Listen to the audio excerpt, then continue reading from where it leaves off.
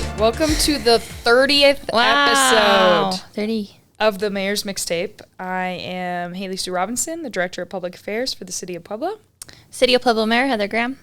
Can you believe we've had 30 episodes, Mayor? No, time flies. I know, this is time crazy. Time flies when you're having fun. Yeah, absolutely.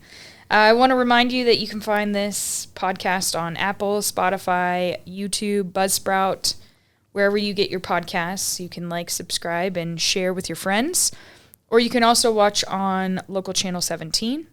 And don't forget, if you have questions or want to suggest a topic, you can email us, mayor@pueblo.us.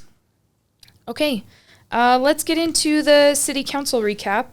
Mayor Graham, last night at City Council work session, there was a presentation from city staff regarding the non-departmental contract for the Humane Society of the Pikes Peak Region, or HSPPR. Can you talk a little bit about the non-departmental contractual agreement process? Sure.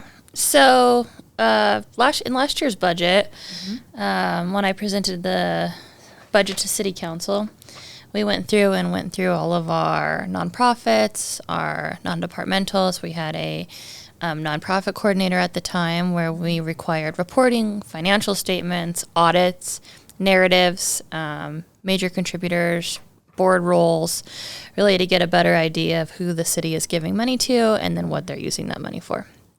So after this process, there were several nonprofits that either didn't resubmit or that were chosen not to be funded for various reasons. So I took that budget to City Council still funding some of our nonprofits in our community, which weren't typically funded through the city's regular budget process. So usually you would go through the CSAC process, which is regulated by the Citizens Advisory Group. So this year's budget, in my proposal, I have sent a letter in June directing all nonprofits to apply through CSAC, not through the City of Pueblo any longer, the way that we used to do it many years ago, to eliminate the direct ask of just coming to the mayor's office, right? So now it goes to a committee. It's fair. It's equitable. They decide which nonprofits should receive the funding. So and they look through that same or a similar process that you listed as far as their financial statements, who's on their board, and all of that documentation. They do that through CSAC already. Correct. It's a board, though. It's not just one person, the mayor, right? So I think that's more fair, more equitable. They also have goals that they're trying to fund for needs in the community that they feel are the largest needs for in the year when they do the funding requests. So all of the nonprofits now have to go through CSAC. Okay. So then the other side of what we call non-departmentals, which are also nonprofits, but they're nonprofits who provide operations to the City of Pueblo, like the zoo. So the zoo is owned by the City of Pueblo, but we have an operations contract with the nonprofit who runs the zoo. Okay. So the zoo, HSPPR, the HARP Authority, the Colorado State Fair, the Chamber, Beulah Mountain Park and Nature Center, and Wise Broad Aircraft Museum out at the airport. So those nonprofits who are non-departmentals, contractual agreements with the city, because you have some contract of some sort. Those contracts over the last several months, we've taken a deep dive into what those contracts are. Some of those contracts are renew every year. Some of the contracts are on a 3-year, like HSPPR. So their contract, this is their last year of their 3-year contract. Okay. So we sat down, met with each of the groups from the nonprofits, really went over, does language need to be changed in your contract? What do the increases look like? What does your contract value look like? What is the city receiving for the amount of money that we pay? Okay. So everybody except for the zoo and HSPPR, when I requested that they reduce their budget by 15%, they were able to do so. So their submission to the city was at a reduction rate of 15% already. Okay. The zoo was not at a reduced rate, but we've been able to work with the zoo, and city council will be seeing their contracts soon. We have subsidized some of their asks with our city departments actually doing the work at the zoo, maintenance, those types of issues to reduce that gap. And HSPPR's ask was actually an additional 20% over this year's contract. So we sat down, had lots of meetings with them, and by lots I mean two, so not a lot, lots of email conversations about, how can we also get you at this reduced rate and still be able to provide services and needs to the community. So because this was a negotiated contract, I took this to City Council last Monday night in executive session, made the presentation, and then they asked that we come before the public and present the same information that we presented last night. So we were really looking for some kind of direction from City Council. But unfortunately, there was really no direction given other than they want HSPPR to come next Monday to explain their needs and their increases for the 20% over this year's budget. Okay. We don't know if we're going to have a multi-year contract. We don't know if it's going to be 20% each year for 3 years. We haven't even got that far. So that is what that presentation was about last night. It was about trying to get direction from City Council. City Council gave zero direction, so it would appear that I'll just be making a recommendation through the budget process, but the recommendation is based off of what City Council wants to see in the 2026 budget, and that's a 15% reduction. Okay, so that was one thing that was talked about a lot last night was the 15% cuts across all departments. And then you mentioned a 15% decrease for non-departmental or these contractual agreements. Where did the 15% come from? Sure. So, maybe in April or May, early in the year. And I actually believe it was supposed to be a talking subject from the City Council's retreat in February, that they moved to a regular City Council work session. So, there was discussion from each of the councilors on, giving the direction to the mayor on what would they like to see in the 2026 budget, right? Okay. Is it an increase in something? Is it a decrease in something? Is it removal of funding for all nonprofits? Is it a 5% increase to nonprofits? What does that look like? If you were the person proposing the budget, what do you want to see, right? So they went person by person. Some of the city councilors didn't answer the question. Some said, I want a balanced budget. That's not going to happen. Some said, I want a 10%. But Councilor Gomez said that they wanted a 15% decrease. And so that was the largest decrease. So that is what I took as direction from City Council. There was conversation last night from President Aliff saying, well, maybe we wanted a 15% decrease overall. And then I reminded him that I had come and presented to City Council about quality life services and what it would look like if we had to cut part-time employees, because you can't do a 15% reduction in wages without cutting all of the city's part-time employees. So that was presented in June of this year to City Council, talking about that reduction. So this 15% specifically came from Roger Gomez. And that... So really, it's a 15% in operational costs, not in, that's excluding our wages or salaries. Right. Also, would that exclude healthcare or benefits type? Yep. Okay. Can't cut wages, can't cut healthcare, can't cut benefits without laying employees off, without cutting all part-time positions first. And then the city would still have to pay unemployment. You might have to pay severance pay. So I don't know. I don't know how that would even out if we were to look at a cut like that. Okay. Another thing that you mentioned last night is that the budget is going to come before City Council on October 14th. Yeah. Is that a typical timeline for the budget? And can you kind of walk us through the budget timeline? Yeah, let me read it to you right here. So this is the city's charter. Right. This book. So this is my city charter book with all my notes in it, all my colors, so I can refer back to when Highlighted. city council has a question about authority or the law. Okay. So I carry this around with me, like the Bible. I think, Councilor Maestri said, make sure you get out there and, read that charter as if it were the Bible, if you're going to run for city council. So, Okay. we'll see right here in Part 1, Budget, Section 7-2, Submission of the Budget. Not later than the first regular meeting of the City Council in October of each year, the mayor shall submit to City Council.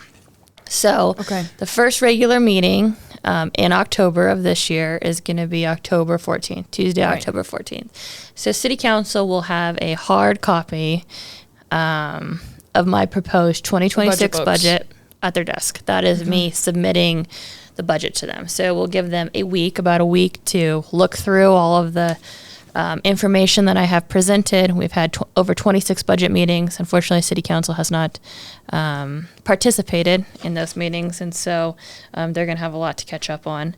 And then on October 20th, I will be Okay. taking a 90-minute slot presentation of the work session and presenting the entire budget to City Council. So the budget gets presented on the 14th. You Yep. don't have a work session presented that night. You Give will give it to So them. please review, Okay. read, Hard copy. Yep, know what we're discussing before we get to the 20th. And then on the 20th, you'll have a work session Correct. presentation. Yep. And that's when they can ask questions. Okay. They can make recommendations. Sure. They could ask about the capital projects Mm-hmm. will also be presented at that time. Yeah. Okay. So when we talk about the 15% operating cost decrease, Yep. is that set in stone at this point? Or what does that look like moving It's already forward? done. So Okay. the directors, the department heads submitted their budgets to me already with the 15% decrease in operating. I think it's going to roughly save the city about $2 million and a decrease of 15% for operations only. We're also going to look at freezing and unfunding positions like we did last year. There's also some lottery funds that can also come and help subsidize the budget in the Parks Department. Okay. As far as wages go, we believe there's some 911 funds that we can also use to help subsidize the police department's budget. And so we're still working through all of that. But if you follow the sales tax reports, right, we post those. City Council receives Posted those those every yesterday. month. You can see, I think that we are still at a 1.2% decrease overall from 2024, right? So we know that this year's budget was based off of a flat sales tax increase to the city. So now if we know we're at a 1.2% decrease, in 2024, you already had almost a $9 million deficit, right? So that deficit doesn't go anywhere. That carries on until January of 2025.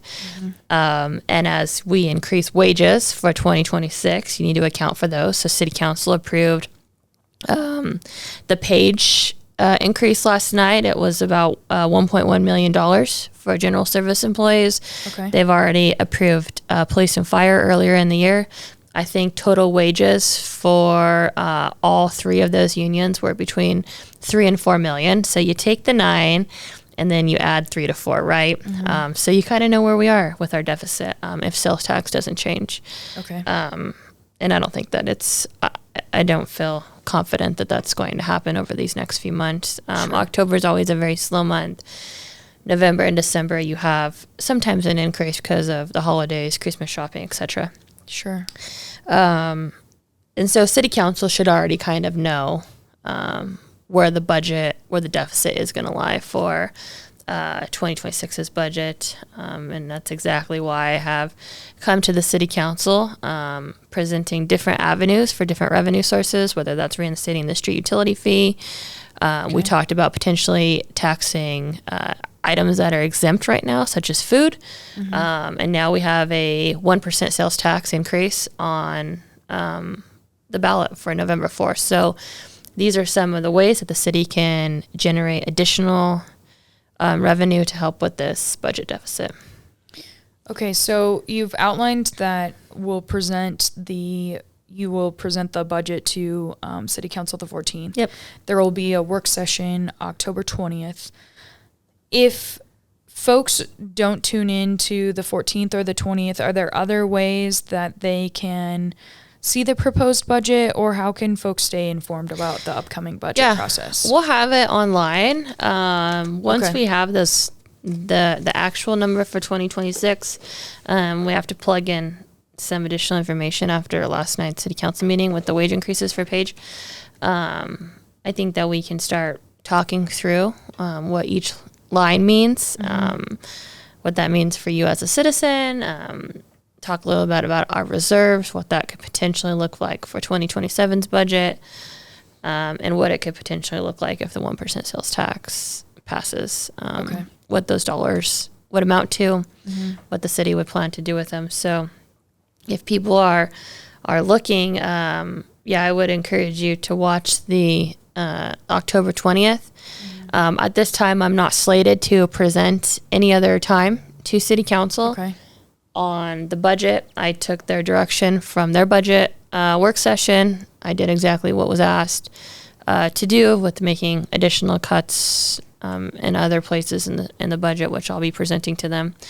And then there will be a budget hearing in November that the community could come and they can speak at.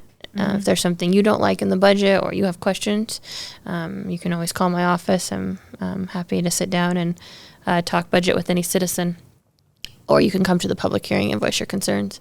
So City Council will have the full budget as proposed the 14th. They'll have the work session the 20th, and it'll have to be passed second reading in November. Okay. And that second reading in November is after the public hearing or the same? After the public hearing. Yeah. So the public hearing will be that second Monday in November, and then the budget will pass the fourth Monday in November. Okay. I think another thing I'd like to ask, Mayor, is there was a little bit of confusion last night about your role and City Council's role for the budget. Can you walk us through what that looks like, or why or how those roles are delineated for the citizens? Yeah. So again, in our charter, under Article 4, Mayor, Section 4-4, duties of the mayor, D, one of my duties is to prepare the budget annually and submit it to City Council and be responsible for its administration for its adoption. So it is my duty to put the budget together, meet with the directors. When it talks about Section 7-5, departmental estimates, the head of each department, office, or agency shall submit to the mayor at such date the mayor shall determine estimates of revenues, expenditures for that department, office, or agency. So that's talking about when the department directors come to me with their asks, which has already happened. Such estimates shall be submitted upon the forms furnished by the mayor and shall contain all of the information which he or she, this needs to say she, she may require. So that is when I am saying I want you to cut your budget by 15% and bring that to me. Okay. The mayor shall review the estimates and in preparing the budget may revise them as he or she seems advisable. So this is the process where we really sit down with finance because we've already put out 15% reduction. We're not doing any reclassifications, merit increases, et cetera, to try to keep the numbers down. You're not doing any of those things. Yes. So this is kind of where I give the direction to finance on what I want to see. And then this is where we talk about capital requests in the city. So the city is allowed to use the half-cent sales tax, the PEDCO money, right? That's what everybody calls it. The interest that's earned off of that money. So the account has between $70 and $80 million in there right now. And so the city is allowed to use that interest to do capital improvements for that year. So this year we're thinking that interest, because of the high amount, is going to be about $3.5 million. So that's what we know we're going to be able to spend on capital expenditures. So, that's maybe where we talk about our roads, any kind of infrastructure repairs, capital projects that we need to see done in that year. Public improvements. That's where that money comes from. So that's not necessarily coming straight out of general fund. It's coming off the interest that's earned from the 413 account, the PEDCO money. So got it. Okay. And that's really what that's talking about in the departmental estimates about what we want to see for 2026's budget as far as capital. So then, when this budget comes to City Council, this is Section 7-10, changes by the City Council. After conclusion of the public hearing, which we talked about where the community can come, the Council may insert new items of expenditure or may increase, decrease, or strike out items of expenditure, except that no item of appropriation for debt service shall be reduced. So if the city has loans or COPs, which we do, right? So PMJC, the air conditioner, and PBR or CAB, that's why our new buildings, fire stations, yeah. So we have to service that debt, so they can't reduce the payments on that debt, right? Because we'll go into default. So they can adjust any other line item after that public hearing. After that public hearing, right? So we ask that when they do want to make an adjustment, though, that they come prepared in what they're actually asking for, because you can't just say, "Hey, I want to, increase the planning department's budget by $200,000. The appropriate way would be like, I would like to take $200,000 out of the reserves and then put it in the planning. So that is their job. That's their side when they come and try to adjust my proposed budget. Is they have a plan on where those revenues are going to come from, what expenditure line they want to see, and then my staff will help them put that together. But we need to know where the idea is coming from. So there is a way for the budget to be changed. So once you propose it, it's not like we just have to, we don't have to just go through and say, yeah, that's great. We love it. I mean, if there are things in there, someone wants park improvements, someone wants to allocate extra dollars to roads, or whatever that may look like. Or based potentially on the feedback from the public hearing, if they hear of something in particular that would benefit code enforcement or the police department or the planning department, they then have the opportunity to bring that forward and make a change or a suggested change to update the budget.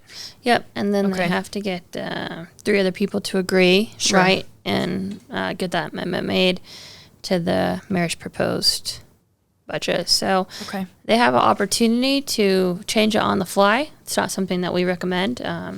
It's essentially why I have invited them to all of the budget meetings, right? We can have these discussions before it's binded in the book about what City Council wants to see. That's why we had the budget work session and asked, do you want decreases, increases? What do you want? We want 15%.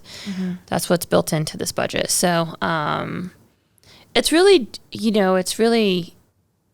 it's about being a good steward and having discussions before you get to, the second reading in November where you're trying to make amendments to the city's second most important document next to the charter. If the budget isn't passed, essentially the government stops.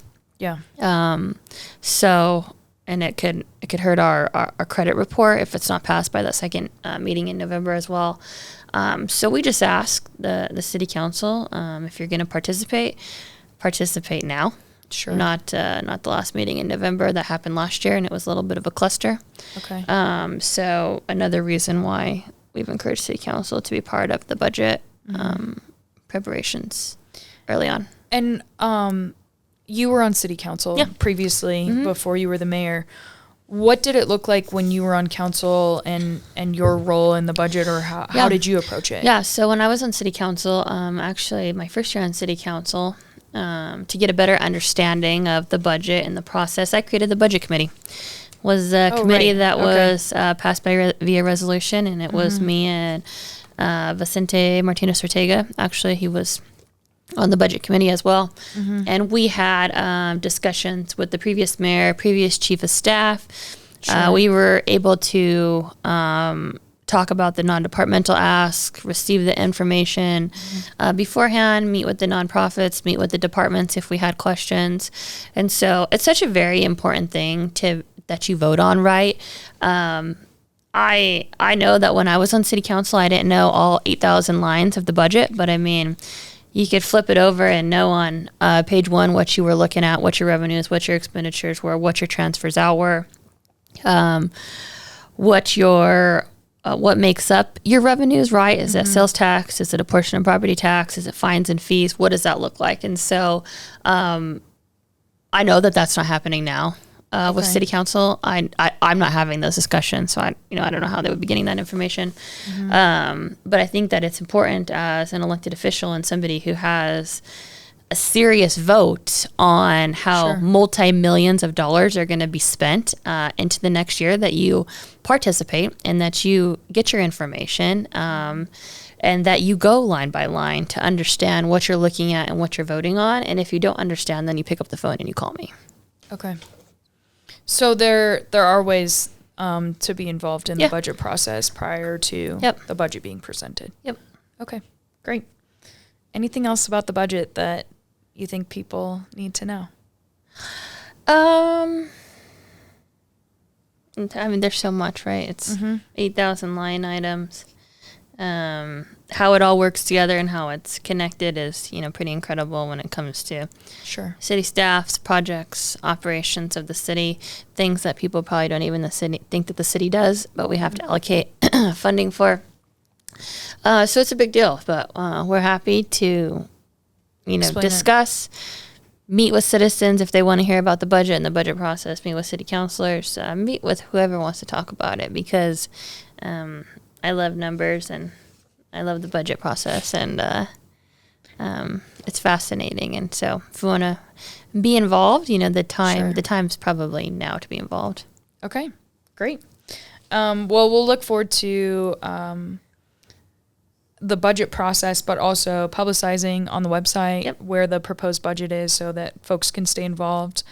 Encourage them to come to upcoming meetings and ask questions if they have them.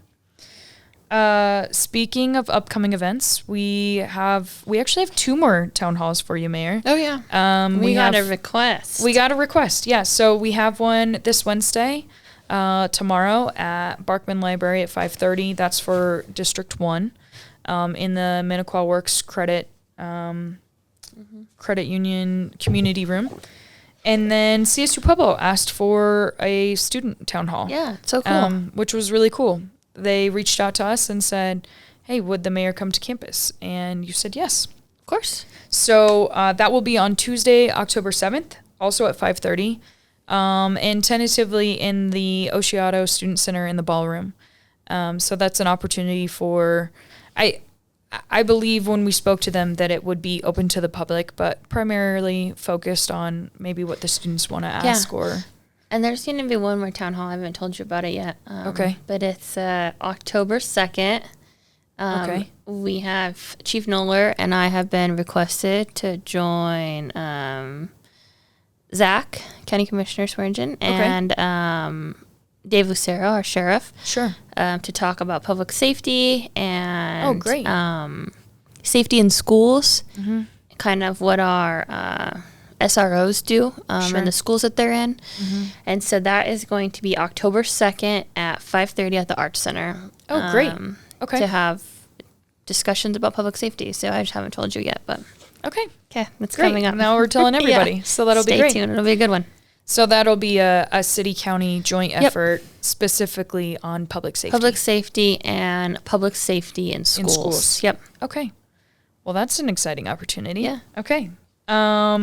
Speaking of also upcoming events, this weekend we have the Pueblo Wings of Pride. That's September 27th and 28th out at Pueblo Memorial Airport. I did see a post yesterday the Gold Club tickets are out. They're sold out.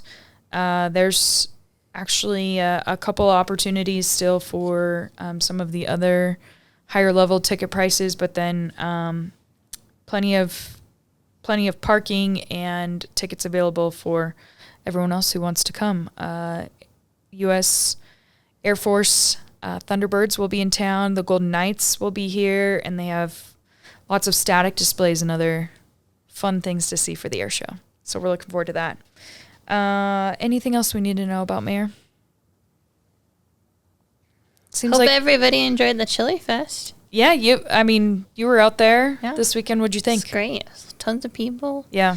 Smelled really good. Smelled really good. Lots of visitors into the community. The weather was nice, so Chamber did a great job with that event. I saw their volunteers and their employees. They work really hard. I mean, they had to work like 200 hours over the weekend. I know. They were there nonstop. So I don't know if they slept at all. I actually, I was talking with Danielle from the Chamber, and I said, rather than counting how many hours you worked, maybe we should just count the hours you slept. Is it like 5 or something? So yeah, I know they work really hard. The balloons, that was awesome. The Balloon Fest. They think they went off every day, right? Friday, Saturday, and Sunday. Did. Which is like unheard of, because usually one of the days it gets weather. Windy. Yeah.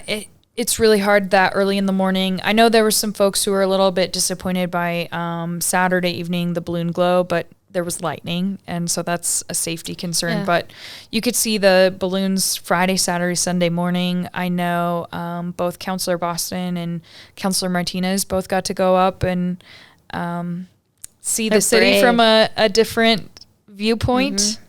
And we saw lots of folks just excited to see balloons all over the city. So it was really fun. It was cool. Yeah. It was very fun. Not something you see every day. No, but 31st annual Chili and Frijole Festival. And a lot of 30s this week, right? There are a lot of 30 30s. podcasts. Yeah.